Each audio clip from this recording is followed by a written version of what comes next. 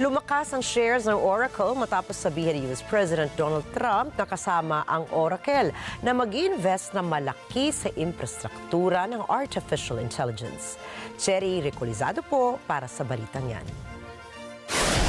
11% ang tinalon ng shares ng Oracle noong Miyerkules, kasunod ng pahayag ni Pangulong Donald Trump na kabilang ang kumpanya sa mga mamumuhunan ng malaki sa artificial intelligence infrastructure.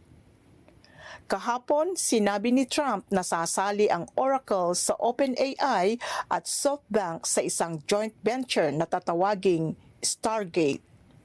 Ang Stargate ay may balak anyang mamuhunan ng $500 billion upang tulungan ang Estados Unidos na manatiling nangunguna sa pambuong mundong labanan sa AI.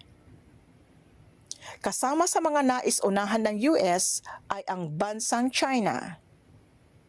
Sanglima ng halagang iyan ay gagamitin na agad habang ang natitira ay ikakalat sa susunod na 4 na taon. Nagsimula na ang pagpapatayo ng unang data centers ng proyekto sa Texas. Susuplayan ng chips ng NVIDIA ang proyekto. Tumaas din ang shares ng NVIDIA ng 4% noong Miyerkules.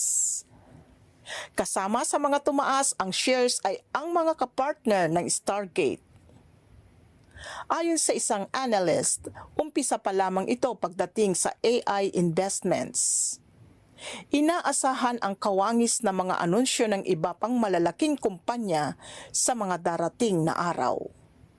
Cherry Recolizado para sa mata ng Agila International. Trusted, connected, on point.